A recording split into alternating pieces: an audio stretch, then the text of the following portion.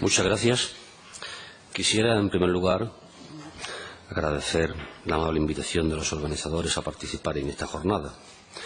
Agradezco especialmente a mi antiguo amigo Pepe Tudela el que, al comienzo de su intervención, aclarase que la jornada tenía como objeto, en cierto sentido, una reivindicación del Estado autonómico, porque la verdad es que en un principio pensé que me encontraba desubicado a la luz del clima de restricción de órganos de control estatutario existentes. Pero ya aclarada la cuestión, me gustaría, primero determinar cuál es, a mi juicio, el objeto de esta ponencia. ¿A qué órganos de control nos referimos? Sería quizá lo primero que tendríamos que despejar. Digo que sería lo primero que tendríamos que despejar porque no necesariamente todos ellos tienen relevancia estatutaria, es decir, están recogidos en estatutos. Por tanto, son órganos de control de las comunidades autónomas que tienen su razón de ser en la existencia de una autonomía política de una comunidad autónoma, pero desde luego podrán ser estatutarios o no ser estatutarios. El hecho de que al mismo tiempo se les califica como de control o quiera calificarse como de control, creo que reduce el elenco de este tipo de órganos a tres, que son los defensores del pueblo, de las comunidades autónomas, con su diversa nomenclatura, los órganos de control externo, en Cámara de Cuentas, sindicaturas, etcétera, y también algo a lo que aludía antes el profesor Aja, a los consejos audiovisuales, de los que actualmente existen dos, solo en nuestro país, el de Cataluña y el de Andalucía desde 2004, que era una duda que había dejado planteada. La existencia de este tipo de órganos estatutarios de control ¿es o no es un signo de calidad democrática, como parece ser la premisa de la que parten los organizadores? A mi juicio, evidentemente sí, por dos razones fundamentalmente. Primero, porque, aunque es cierto que, como antes se apuntaba, pues para el profesor Kelsen necesariamente descentralización y democracia no son términos que en principio deban estar unidos, lo cierto es que en la consolidación de nuestro Estado democrático en nuestro país, la verdad es que la descentralización territorial ha sido siempre vista como un signo de mayor democracia, en el sentido de que permitía a singularidades de poder dentro del territorio de la comunidad que se manifestasen de modo externo. Pero al mismo tiempo, el hecho de que ese tipo de órganos pues lleven a cabo un control, sea este indirecto o directo, son en sí mismos un signo de democracia, puesto que los sistemas representativos que descargan prácticamente toda la acción de gobierno en manos de los gobiernos respectivos, pues dejan o dejarían en mal lugar a los parlamentos de los que deriva la legitimidad democrática del poder si no existiesen órganos dependientes parlamentariamente o de extracción parlamentaria que de un modo u otro pues no llevasen a cabo este control a que nos referimos. Por tanto, tanto Cámara de Cuentas como Defensor del Pueblo y como consejos audiovisuales, que son órganos de extracción parlamentaria o de designación parlamentaria, órganos que llevan a cabo funciones auxiliares de los parlamentos, son órganos de control que además en sí mismos significan elementos de calidad democrática de nuestras autonomías. Pero también creo que en el fondo el encargo y por el objeto de este tipo de jornada existía una, digamos, cierta preocupación por el futuro de este tipo de órganos. La verdad es que la existencia de un informe que todo el mundo conoce, que es el denominado CORA, Comisión para la Reforma de las Administraciones Públicas, es bastante sintomático al respecto. Realmente señala que tras analizar el coste que determinados servicios o actividades se implican para la Administración autonómica y estudiar la posibilidad de que aquellos sean prestados por un órgano estatal con igual o mejor calidad, se plantea que por las comunidades autónomas, ejerciendo sus facultades de autoorganización, reduzcan o eliminen dependencia y órganos administrativos, como dicen haber visto en los últimos tiempos con las asambleas legislativas o los defensores del pueblo. Observen que casi consideran a las asambleas legislativas y defensores del pueblo como dependencias y órganos administrativos que hay que restringir, lo cual da idea bastante clara de cuál es la concepción, digamos, política que subyace en este informe denominado técnico. El temor, como vemos, está fundado. Yo creo que este estudio y la preocupación aprovecha el mal clima social, la situación de crisis social que vive nuestro país, derivado fundamentalmente de la crisis económica y de la crisis institucional. La crisis económica ha puesto digamos, en primera línea, ha puesto el despilfarro como un elemento que hay que a toda costa pues atajar, y se ha unido de modo indebido, a mi juicio, esta situación con las comunidades autónomas. Yo creo que falta formación crítica por parte de la ciudadanía e información veraz por parte de los responsables públicos y del cuarto poder, que con excesiva frivolidad muchas veces tratan estos datos sin tener en cuenta las consecuencias que se derivan de ese tratamiento, diríamos, incorrecto. Pero al mismo tiempo también existe una crisis institucional muy importante, derivada fundamentalmente del mal funcionamiento de las instituciones. Y ese mal funcionamiento de las instituciones no deviene de las instituciones en sí mismas, que cumplen una función importante, sino, a mi juicio, del incumplimiento por parte de los partidos políticos de la función de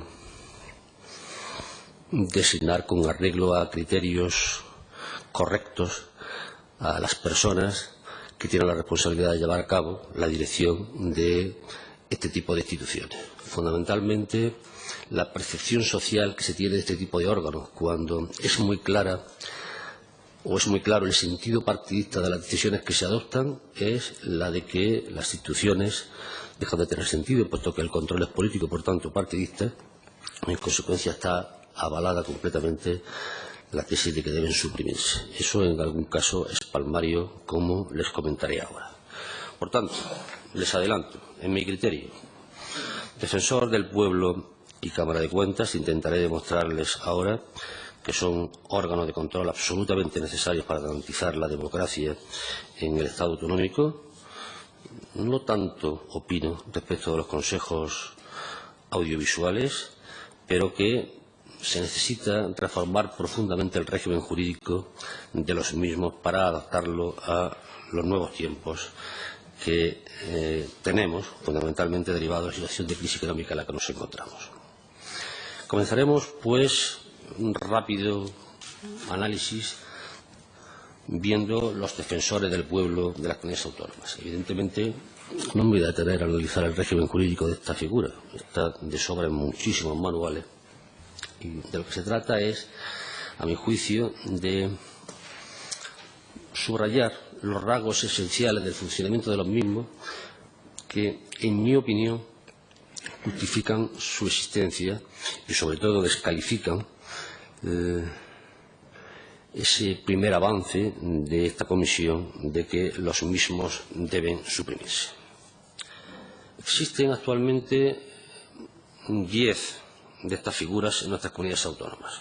Nos han creado en 4, en Cantabria, en Extremadura, en las Islas Baleares y en Madrid.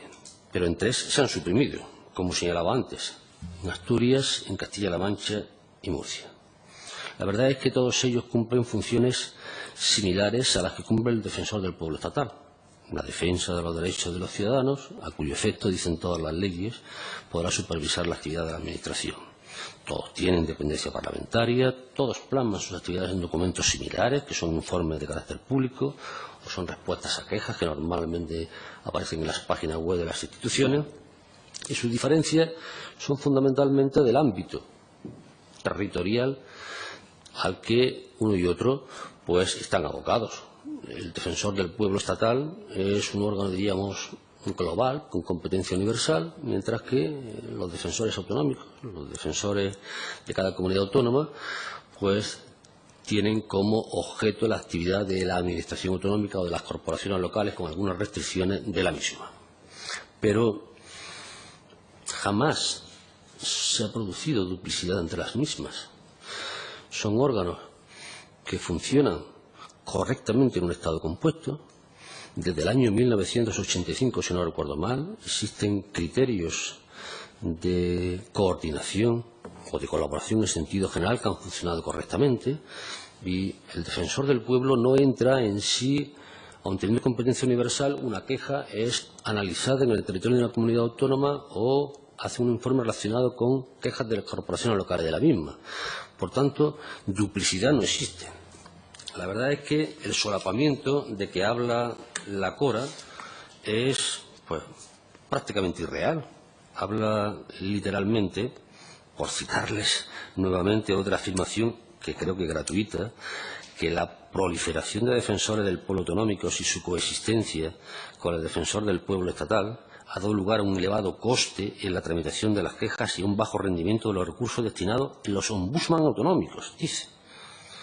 Y añade, las comunidades autónomas que han prescindido de estas instituciones no han sufrido en merma alguna en la protección de los derechos de los ciudadanos, que siguen gozando de la posibilidad de acudir al defensor del pueblo constitucionalmente previsto.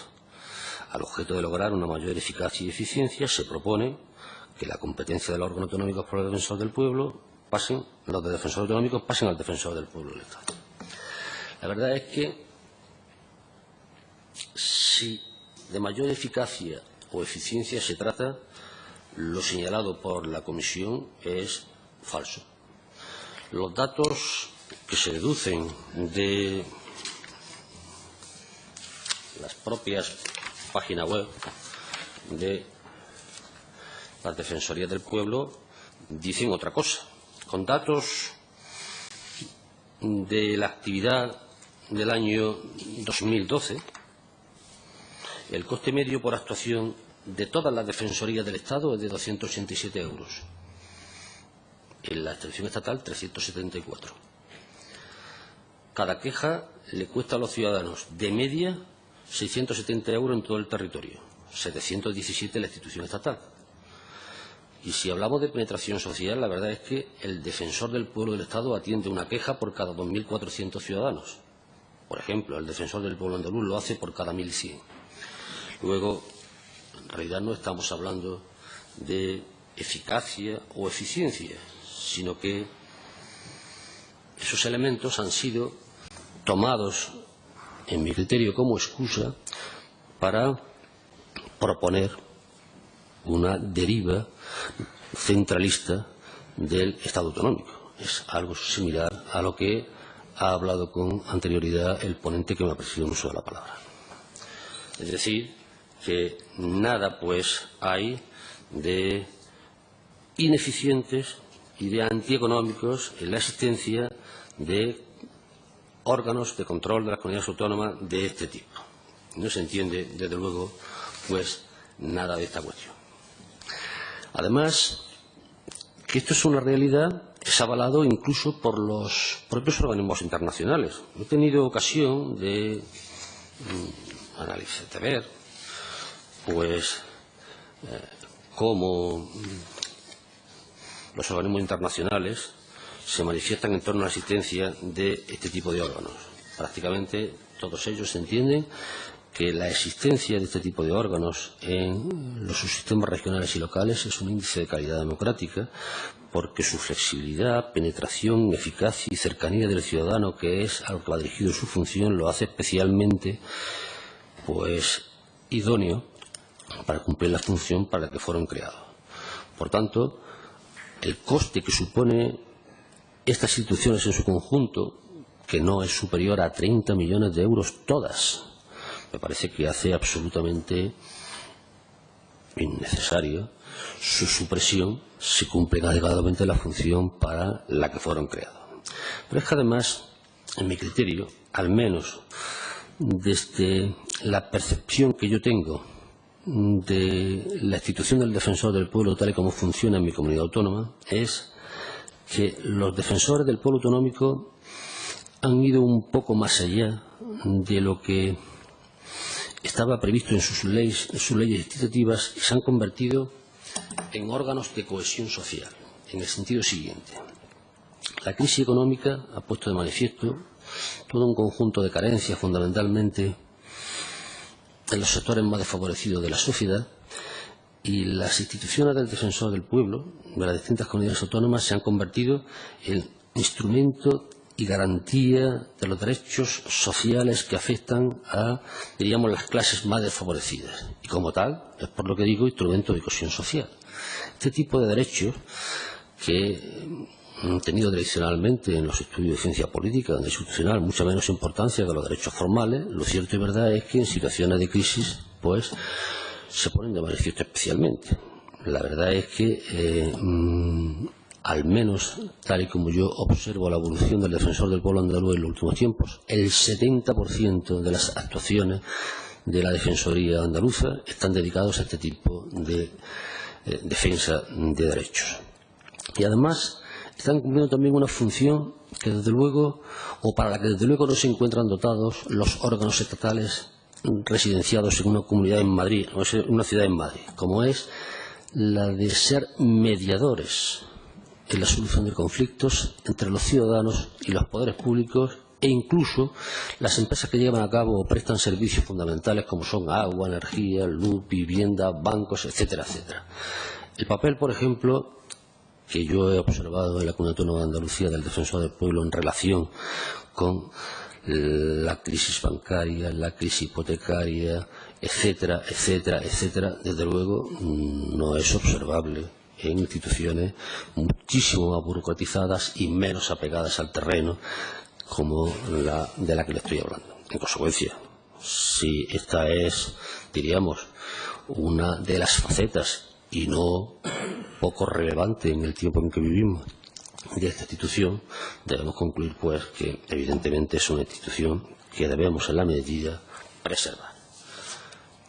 Bien, sin embargo, en mi criterio es necesario modificar su normativa, puesto que las críticas que en muchísimas ocasiones se hacen de estas figuras, incluida la Defensor del Pueblo, pues son acertadas.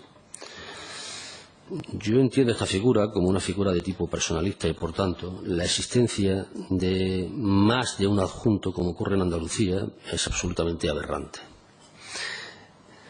En Andalucía, el Defensor del Pueblo andaluz tiene el cometido por encargo del Parlamento de velar por los derechos a cuyo efecto pues puede supervisar la actividad de la Administración, pero los partidos políticos le han creado un adjunto por partido político con la finalidad de controlar al controlador, lo cual convierte, a mi juicio, a la figura en una figura un poco, pues, diríamos, chocante, por no decir otra cosa.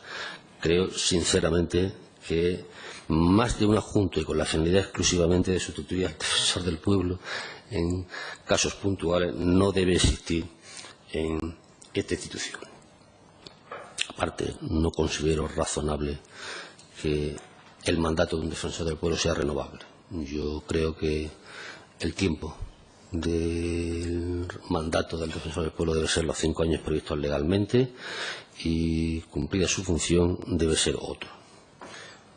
Y los defensores adjuntos también me parece absolutamente razonable que no procedan, como ocurre en muchos casos ahora, de cargos selectivos o de designación partidaria, puesto que difícilmente alcanzarán la credibilidad que una institución de esta naturaleza debe tener frente a los ciudadanos. Y, en fin, creo además que se debe dotar al Defensor del Pueblo, a la institución, entiendo, de un régimen sancionador que desincentive la falta de colaboración de funcionarios y cargos públicos en el cumplimiento de sus funciones. No basta solo el tipo penal. El tipo penal es un remedio excepcional.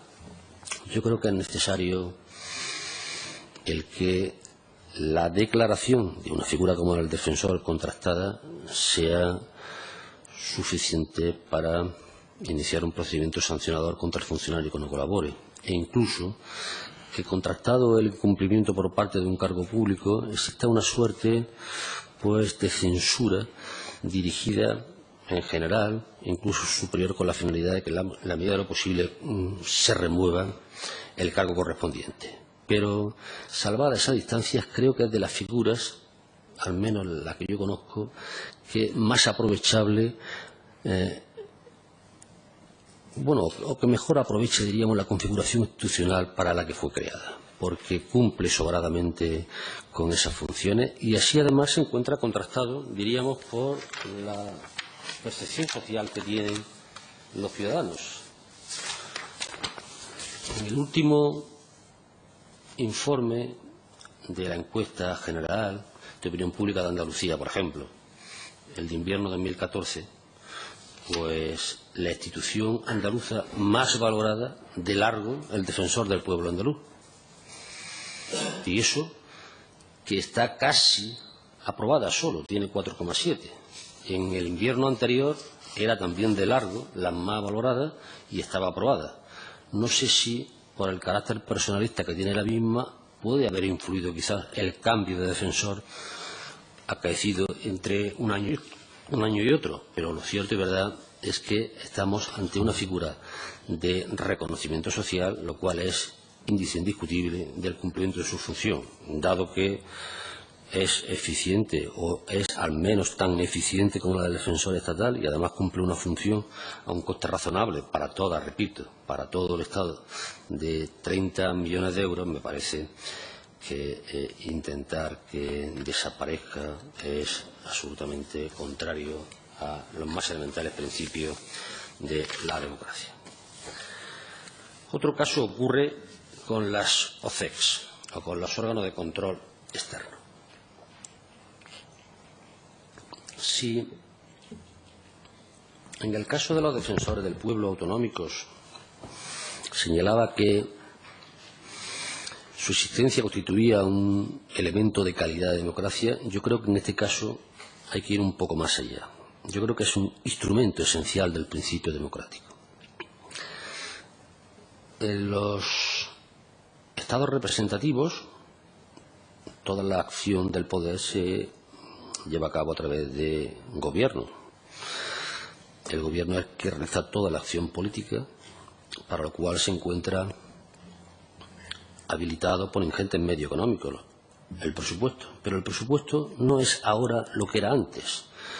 El presupuesto no es ahora un conjunto de habilitaciones sujetas a principios de especialidad cuantitativa, cualitativa y temporal, hasta el punto de que los especialistas hablan de que el presupuesto lo único que hace es una habilitación genérica de una cifra global de gasto, dado que, una vez aprobado el presupuesto, como ustedes saben, el Gobierno, mediante modificaciones presupuestarias, ampliaciones, transferencias de crédito, suplementos de crédito, etcétera, hace otro presupuesto a su medida, el que se corresponde con la acción de política coyuntural o reglada que quiere hacer.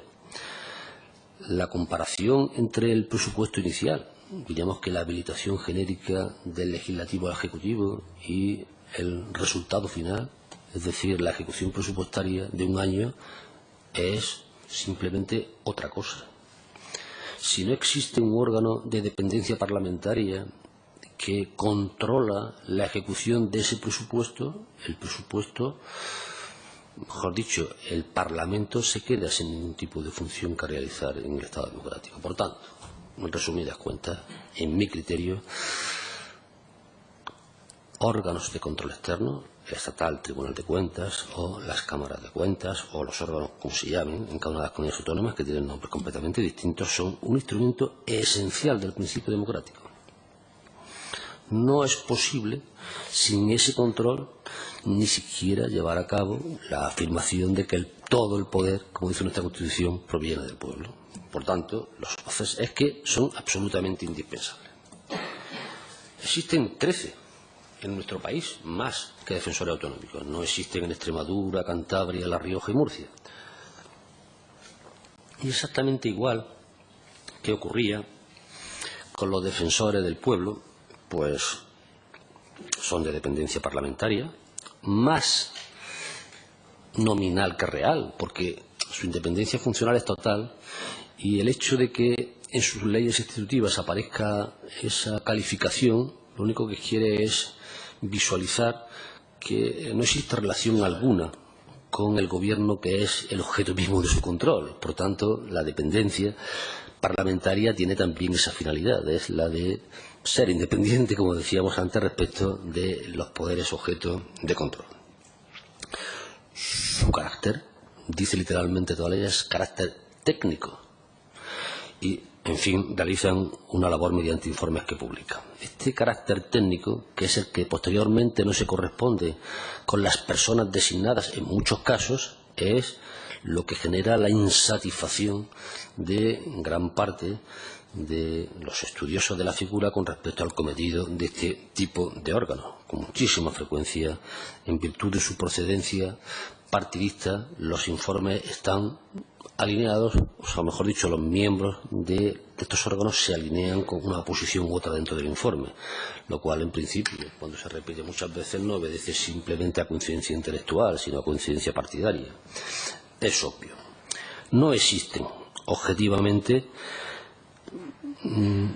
solapamientos en las funciones entre defensores autonómicos, entre órganos de control externo autonómicos y el Tribunal de Cuentas.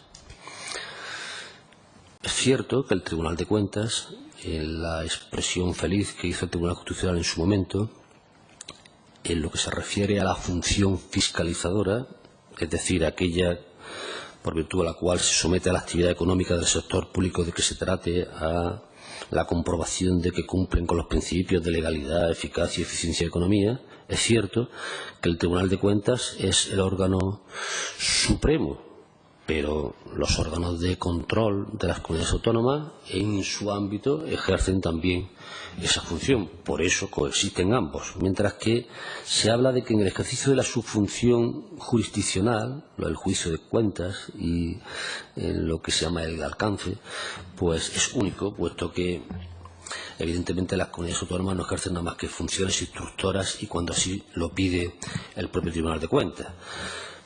Pero en los 30 años en los que han coexistido el Tribunal de Cuentas y los órganos de control externo, jamás se ha producido un informe por duplicado.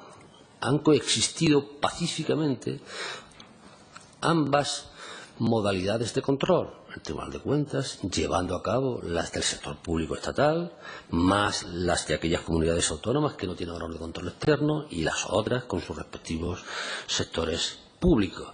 Por tanto, no es entendible tampoco las manifestaciones realizadas de que, por la propia Cora también, de que deben suprimirse los OCECs autonómicos por redundantes con el Tribunal de Cuentas del Estado, para lo que, ojo, se crearían 12 secciones territoriales. Es decir, estamos ante pura y llanamente una recentralización competencial de quitar los órganos de control externo y transformarlos en secciones, pero dentro de la estructura del propio Estado. La verdad es que tampoco en este caso la opinión de la Cora de que estamos ante una situación de duplicidad de actuaciones lleva razón. Ha estado analizando las actuaciones llevadas a cabo por unos y otros y el resultado es, como en el caso del Defensor del Pueblo, totalmente favorable a los órganos de control externo autonómicos. A lo largo de 2012, los órganos de control externo aprobaron 160 informes referidos a sus respectivos ámbitos autonómicos. Es 13 por cada uno de ellos. Mientras que el Departamento Sexto del Tribunal de Cuentas, que es el que lleva a cabo el control de las comunidades autónomas, realizó en el mismo periodo 9. 13 por órgano y 9 en total el del Tribunal de Cuentas. En el último año, por ejemplo, a Cantabria, que es una comunidad autónoma sin órgano de control externo, le fue aprobado la cuenta general del año 2006, mientras que los órganos de control externo no suelen tardar más de un año en aprobar la cuenta general de la correspondiente administración autonómica. Por tanto, es bastante obvio que no estamos hablando de eficiencia, sino que estamos hablando, en mi criterio, simple y llanamente de una recentralización competencial. Por tanto, el diagnóstico es equivocado. Lo que sí es cierto es que vienen con muchísimas críticas y fundadas. La primera de ellas es la falta de independencia de sus miembros. Es una cosa, al menos, en la que yo conozco indudable. En segundo lugar, una excesiva burocratización en su funcionamiento. Existe un desfase bastante considerable entre los informes y el tiempo en que se llevaron a cabo las actuaciones objeto de informe, y eso es contrario al principio de la evidencia contable y, por tanto, deslegitima el resultado mismo del informe. Existen muchísimas áreas de gestión sin control público. Existe una falta también de vinculación en la aplicación efectiva de sus recomendaciones. El legislativo y el ejecutivo no hacen caso con suma frecuencia a las recomendaciones que se encuentran en los informes que emiten.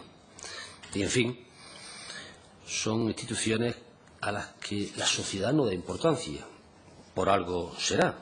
Evidentemente, con el mismo argumento que utilizábamos antes, yo miro en Andalucía la encuesta general de opinión pública de invierno 2013 y de invierno 2014, y la Cámara de Cuentas es la última, sin más, la última, lo cual casa, diríamos, muy poco con esa importancia, al menos teórica, que en mi criterio la Cámara de Cuentas tiene o debe tener en el sector público de que se trate, como instrumento fundamental de hacer visible, diríamos, el principio democrático.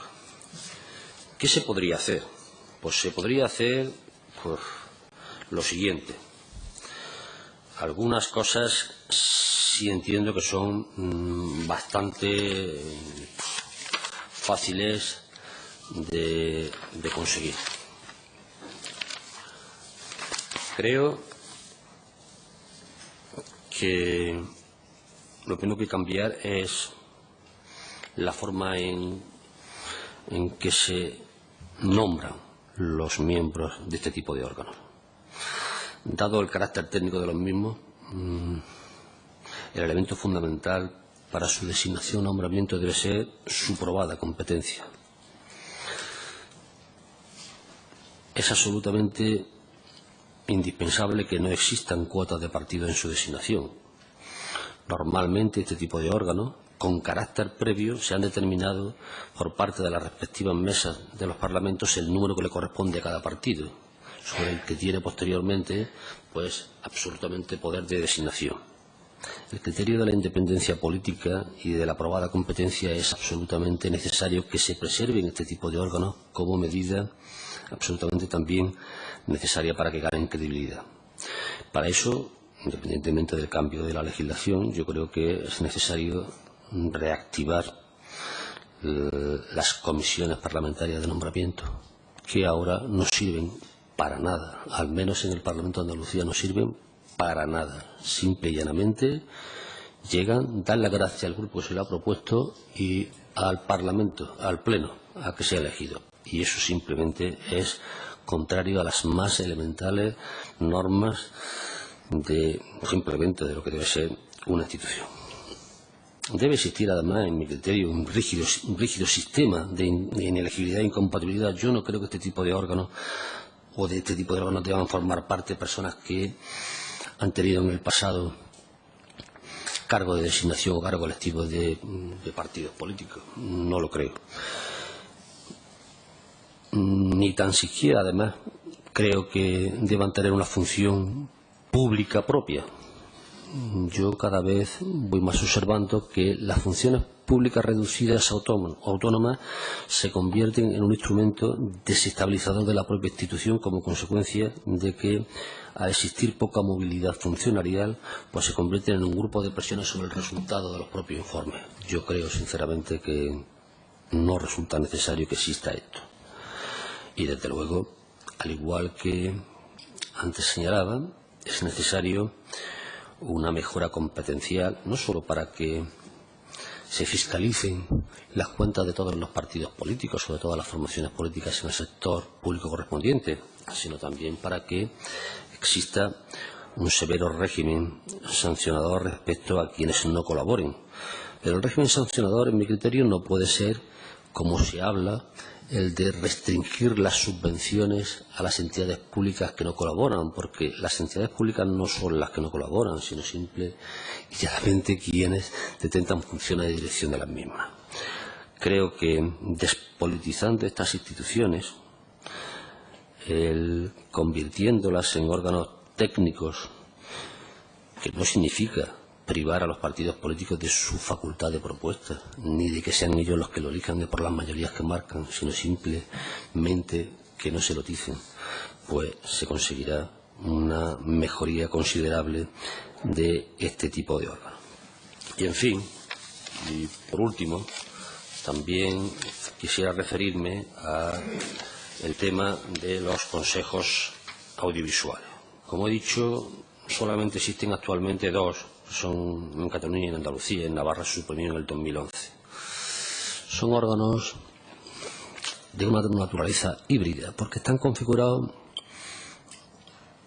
como autoridades reguladoras de un lado, con la finalidad de poner un poco de orden en el caos del sector audiovisual del ámbito territorial público-privado de que se trate, y por otro lado tienen encomendado, al menos sus leyes institutivas así lo dicen, la función de velar por el cumplimiento de los derechos constitucionales del artículo 20, 1 y 4, es decir, la libertad de expresión, la información veraz, su respeto con los derechos de minoría, etcétera, etcétera. Su debilidad, creo, actual procede del cambio profundo que se ha producido del sector, de modo que si nacieron en un momento en que la proliferación de emisoras de radiodifusión locales pues hacía quizás necesario órganos de este tipo, ahora yo creo que el sector evoluciona hacia otros ámbitos, es decir, prima más diríamos Internet, cable, la tecnología de TDT, y eso priva de sentido territorial la existencia de estos órganos. Aparte, existe, se ha referido el ponente que me ha precedido un uso de la palabra, actualmente la Comisión Nacional de los Mercados de la Competencia, que tiene específicamente encomendada esta función de autoridad reguladora. Y por lo que hace referencia a la otra función, que es la función de velar por el cumplimiento de esos derechos, creo que no resulta necesario un órgano de estas características exclusivamente para eso, porque con carácter general eso podría perfectamente ser residenciado en el caso de las defensorías autonómicas, que podrían crear secciones específicas para ello. Por tanto, y teniendo en cuenta además que, al igual que ocurría antes, los miembros de este Consejo Audiovisual, presumiblemente personas de probada competencia en el ámbito del sector de que se trate, no cumplen en la mayoría de los casos pues estos requisitos que marcan las leyes. Yo creo que de todos los que he expuesto es el que probablemente menos aguante la presión de, diríamos, la eficacia y eficiencia a que antes hacíamos referencia. En todo caso, cumple una función importante. Si es posible, pues no habrá ningún problema en que se mantenga. Yo creo que con esto, pues, di por terminado, quedo a su disposición para las preguntas que quieran realizar.